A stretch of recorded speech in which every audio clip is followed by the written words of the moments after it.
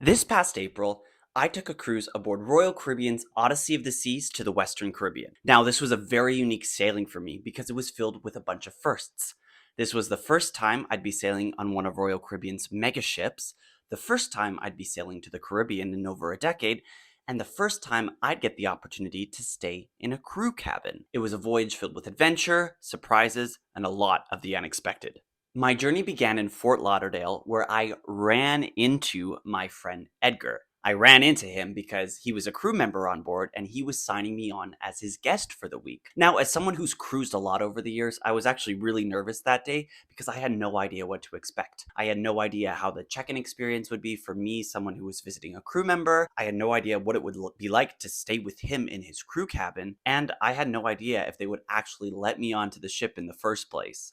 The whole sign-on approval process actually took quite a while, as Edgar had to get this form filled out and approved by his different department managers and HR reps to give me clearance to come aboard with him. I actually didn't receive a confirmation for the sailing until 2 days prior, and it ended up in my mom's inbox, so I'm really glad that she caught it and forwarded it to me. Once Edgar and I got to the cruise port, we there had to split off. He went to the crew entrance and I went to the guest check-in area. Now, similar to other cruises that I've been a normal paying guest on, the check-in process was very similar. I had my reservation loaded into the Royal Caribbean app and they scanned my barcode with their iPad. The only difference is because I was staying in a crew cabin, I was then taken to an additional check-in desk where they took my payment for the voyage as well as issued me my SeaPass card. All in all, the check-in process took about 15 minutes, but would have been quicker if I hadn't had to make that extra stop at the desk. Because I was staying with Edgar in his crew cabin, my total cruise fare was only $10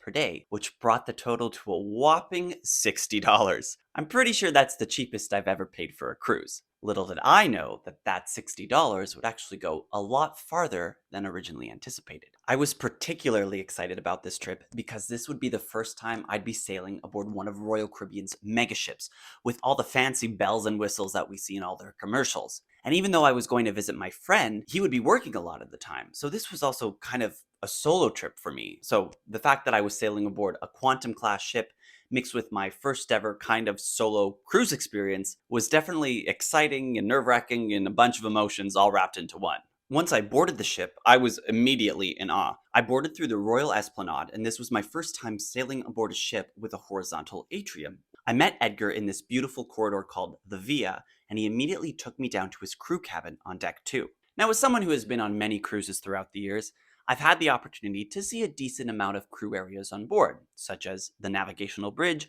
and the main galley, which is the main kitchen on board. However, I've never had the chance to see a crew cabin or the main crew corridor, which is called the I-95, or any of the crew public spaces, such as the crew bar, crew disco, crew coffee shop. So for someone who's wanted to actually work on a cruise ship for many years, it was actually cool to see these places firsthand with a crew member beside me. It was also fun to hear about the crew drama and, crew life experience from Edgar. However, I'm going to keep that information between him and I.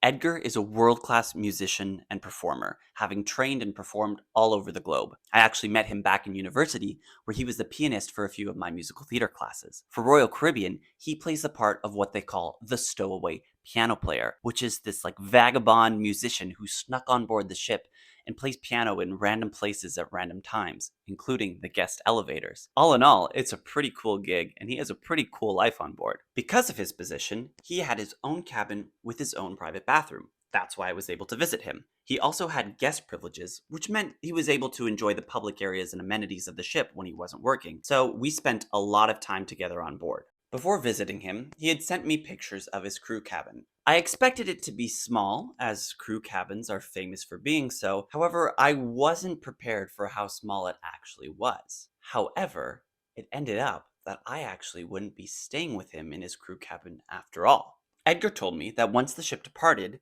we could go to guest services to see if a guest cabin was available for me to upgrade to. After a few visits to the desk, I was approved to have my very own inside cabin for only an additional $10 per day, plus the crew gratuities. Even though I was sailing this cruise on a budget, Edgar and I are both pretty sensitive when it comes to sleeping and sharing a room. So for us, it was a no-brainer for me to take the cabin. This would also be the first time I would have a room to myself aboard a cruise ship. This trip was continuing to get better and better. When I received my Sea Pass, the card given to all guests on board that acts as their room key, their boarding pass to get on and off the ship, and their credit card for onboard purchases, I noticed that mine said Diamond Member underneath my name. Diamond is one of the highest tiers in Royal Caribbean's loyalty program, and I had only sailed with Royal Caribbean one other time before, so I knew I hadn't sailed enough to earn one of their highest loyalty tiers. I would later learn that Royal Caribbean's status matches with the different loyalty tiers with those of its sister brand, Celebrity Cruises, the cruise line that I've sailed with the most over the years. Because I had elite status with Celebrity Cruises' Captain's Club program, I automatically qualified for diamond status in Royal Caribbean's Crown and Anchor Society. Some of the amazing benefits that I learned I was entitled to included access to the exclusive Diamond Lounge, 4 complimentary drinks per day up to $14 each, a free print from the photo gallery, a complimentary day of internet, and more that I wouldn't even get the chance to take advantage of. Now my $60 cruise was of even more value to me.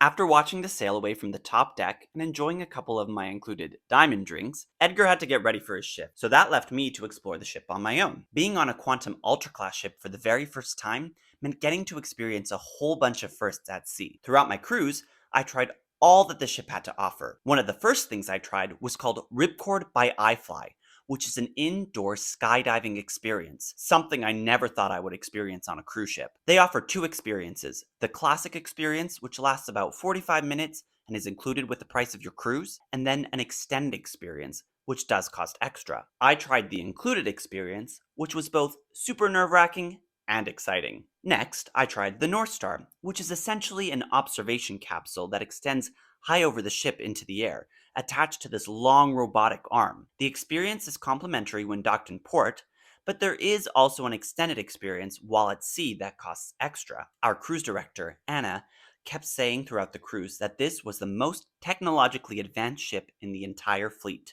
and the North Star is a great example of this. Finally, I got to try the Flow Rider, the onboard surf simulator, which was something that I've wanted to try ever since I saw videos of it debuting on Freedom of the Seas over 15 years ago. I tried stand-up surfing, but did not last very long. I don't even have it recorded because it was that short. Boogie boarding was definitely more of my style. The Seaplex, a huge indoor recreation area, also boasted activities such as bumper cars and laser tag, but I didn't get the chance to try those on my cruise. However, there were a ton of families who you could tell were having a blast. In the Seaplex, one night, Edgar and I did participate in The Quest, an adults-only game show filled with laughter and unexpected challenges. Let's just say that the people who had bought the drinks package had especially gotten into this game. What I was most excited to experience was the onboard entertainment. Royal Caribbean has become famous in the industry for having some of the best entertainment at sea, so I was super excited to be able to experience it for the first time firsthand. In the main Royal Theatre, we saw 2 original production shows, Showgirl and The Effectors. Showgirl is a dazzling revue that brings the glitz and glamour of Las Vegas and cabaret shows to full force. Filled with elaborate costumes, high-energy dance numbers, and show-stopping performances, it celebrates the essence of classic showgirl extravagance. The Effectors is a multimedia extravaganza that combines cutting-edge technology with live performances. The show follows a cast of unique superheroes as they fight against a notorious villain through the use of visual effects and illusions, all to the score of pop music. At one point in the show, actual drones flew over the audience. At the very aft of the ship, Odyssey of the Seas boasts a unique multi-use venue called 270. During the day, 270 is a relaxing lounge that boasts stunning views of the ship's wake and houses some classic cruise activities such as bingo. At night, the space transforms into a vibrant and technologically advanced performance space. There are these screens that are attached to robotic arms that move and flow throughout the space. On several nights of the cruise, the book, 7 Chapters, 1 Adventure, was performed in this space. This show is known for its immersive storytelling that transport audiences to different worlds through dance, music, acrobatics, and technology. When it came to dining on board, Edgar and I only ate in the included venues, including the main dining room, the Windjammer Marketplace, Sorrento's Pizza, Cafe Promenade, Solarium Bistro, and El Loco Fresh. When I cruise with my family, we tend to eat in the main dining room each night, but because Edgar had to work during the main dining times, I typically ate with him in the buffet for dinner. I did visit the main dining room for dinner one night by myself, which was a unique experience because I had never dined solo for dinner on a cruise before. Let's just say it wasn't really my favorite because I didn't want to be on my phone by myself the whole night, but I also wasn't really feeling very extroverted to have conversation with my table neighbors. So it wasn't my favorite, but I am proud of myself for, putting myself out there, stepping out of my comfort zone. But I definitely enjoyed the main dining room again another night when Edgar was able to enjoy me and we could have some, real dinner conversation. Overall, I was very pleased with the included food options on board, and I really liked the new venues that Royal Caribbean has added over the last few years, such as El Loco Fresh, the included Tex-Mex restaurant by the pool deck. There are additional specialty restaurants on board, including a teppanyaki restaurant, Italian restaurant, and a steakhouse, but these do cost extra. For our 6-night cruise, the planned itinerary included stops at Grand Cayman, Falmouth, Jamaica, and Perfect Day at Cococay, Royal Caribbean's private island in the Bahamas. Unfortunately, we were unable to dock in Grand Cayman due to rough waves close to the shore. Grand Cayman is a tender port, which means that the shores are too shallow for the ship to dock close to land. Instead, the ship lowers its anchor a little ways off the shore, and guests are transported via little tender boats back and forth. I had visited Grand Cayman once before as a kid, and I remember really liking it, so I was a bit sad that we weren't able to visit it again. However, I am a sucker for a good sea day, so I wasn't complaining having another day aboard the ship. We also visited Falmouth, Jamaica, and this was my first time visiting Jamaica. However, I definitely did not get an authentic Jamaican experience. In my opinion, Falmouth is a port where you will want to book a shore excursion or a guided tour, as there's not really a lot to experience close to the ship. The plaza where the ship docks was cute and pretty. However, you could tell it was a location built to get tourists to spend money. When you leave the gated area of the port, you come to the main part of the town, which sadly is not in the best condition. The locals are quite aggressive to tourists, trying to sell them trinkets and doodads and taxi rides and some other illegal things that I probably shouldn't be talking about on YouTube. We walked through the town for about 10 minutes before deciding to wander back closer to the ship. All in all, I think we spent about an hour or two off the ship in Falmouth, which was, in my opinion, more than enough. If you do book a cruise that calls to Falmouth, I highly recommend booking a shore excursion that takes you, either farther out to the beach or to the famous Dunn's River Falls that the port is known for, because the port area just, unless you're wanting to buy diamonds from the jewelry store right off the ship, is not overly exciting. Perfect Day at Cococay, Royal Caribbean's private island in the Bahamas, was the most exciting port on the itinerary. The cruise line recently spent millions of dollars to revamp the island into a vacationer's paradise, and it most definitely did not disappoint. Similar to on board the ship, Perfect Day at Cococay boasts both complimentary and included activities and areas, as well as additional pay-for activities and areas. Again, being on a budget, Edgar and I stuck to the included areas of the island, which included a few public beaches with comfortable lounge chairs and umbrellas, a few included eateries, which were delicious, a children's splash area, as well as an amazing freshwater pool area called Oasis Lagoon, which boasted a swim-up bar and live DJ. For an extra cost, the island has different excursions, such as swimming with the pigs, a massive hot air balloon, and a water park that features the largest water slide in North America. I would have loved to try the water park, but at over $100 per ticket, Edgar and I decided against it. There is also a private beach club area called Coco Beach Club, where you can even rent a floating private cabana. But in my opinion, the public beach areas of the island were just fine. Perfect Day at Cococay is by far one of the nicest cruise line private islands.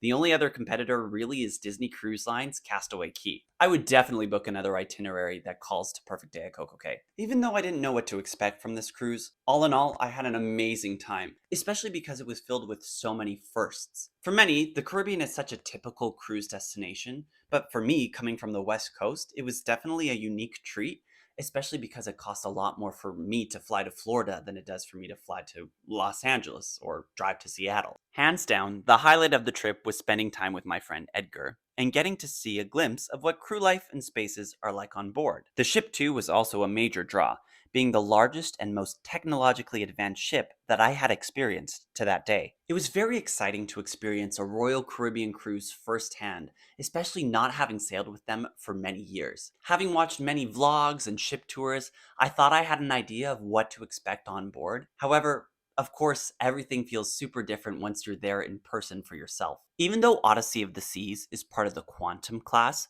the second largest series of ships in Royal Caribbean's fleet, the size still pales in comparison to the cruise line's Oasis class. In Perfect Day at Cococay, we docked next to Harmony of the Seas, which is an Oasis-class ship and has been a literal dream ship of mine since I was younger. These ships are massive, holding upwards of 6,000 passengers on board, and boast some of the most unique amenities at sea, including an onboard park, a carousel, and even an ice rink.